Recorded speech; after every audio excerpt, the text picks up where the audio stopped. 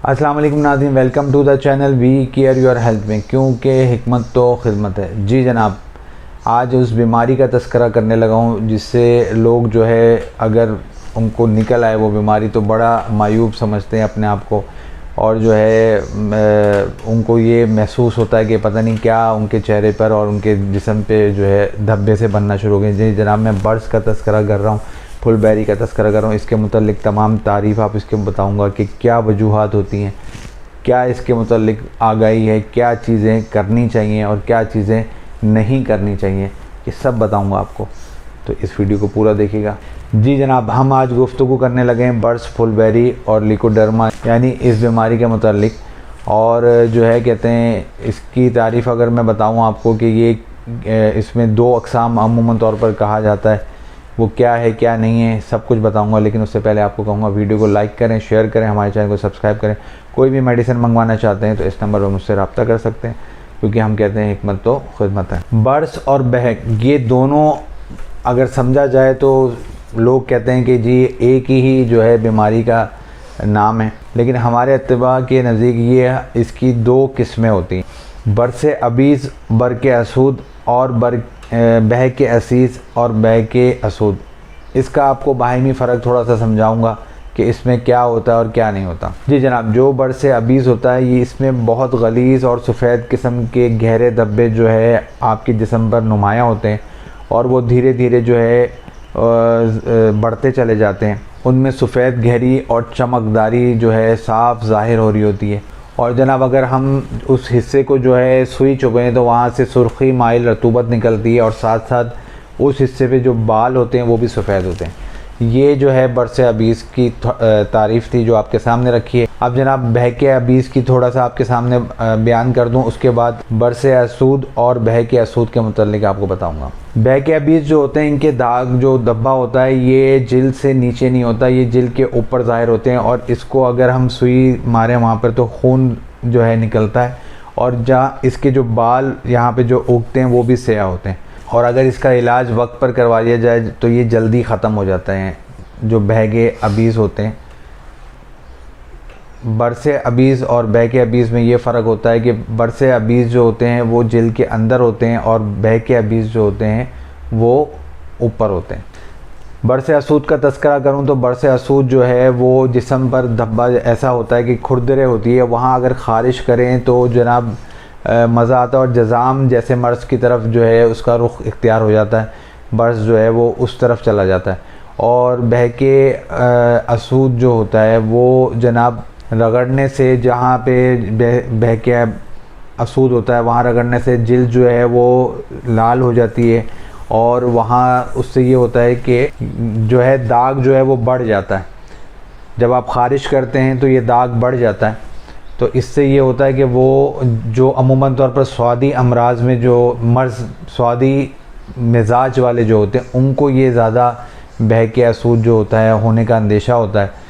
तो ये तमाम आगाही इन चारों बहके अबीज़, बहके असूद, बरस असूद और बहके अबीज़ के मुतल्लिक आपको दी, इनकी तारीफ़ आपके सामने रखी कि ये अब आप जज करेंगे आपको इसमें से कौन सा मसला दरपेश है और इसकी वजूहात भी आपके सामने रखूँगा। ये मर्ज़ अमूमन तौर पर मछली के ऊपर दूध पीने से जो है हो जाता है और ये भी देखा गया है कि नमकीन चीज़, तुर्श चीज़ खाने के बाद भी अगर दूध का इस्तेमाल कर लिया जाए तब भी ये मर्ज़ लाहक हो जाता है। बाज़ लोग कहते हैं कि हमने मछली तो खाई नहीं थी और ना हमने दूध पिया था तो ऐसा हो गया। और दूसरी वजह जो मैंने आपके सामने रखी कि जब कोई नमकीन चीज़ खाएँ, जैसा कि मैंने एलर्जी चराइते वाली वीडियो में आपके सामने आगे रखी थी कि जो भी एलर्जी वाले हैं वो कभी भी जो है नमकीन चीज़ के ऊपर दूध का इस्तेमाल ना करें, क्योंकि फिर ये बर्ड्स जैसा मसला आपको हो सकता है या फिर जो है और कोई बीमारी जो है एलर्जी से रिलेट हो सकती है। अक्सर ये मर्ज़ जो है मौरूसी होता है। तशख़ीस के हवाले से अगर आपसे बात करूं तो जैसा कि मैंने तस्करा किया कि अक्सर मर्ज़ ये मौरूसी होता है, और तशख़ीस के हवाले से अगर तस्करा करूँ तो ये दाग धब्बे जो है चेहरे और हाथों पर जो है अमूमन तौर पर निकलते हैं। जब ये छोटे होते हैं तब ये जल्द शिफा होने का जो है ज़्यादा मामला हो जाता है कि आपको जल्द शिफा मिल जाए जब इसके दाग धब्बे जो होते हैं वो छोटे होते हैं। लेकिन जैसे जैसे ये पुराने और जैसे जैसे ये बड़े होते जाएंगे तो इसका इलाज थोड़ा सा मुश्किल हो जाता है।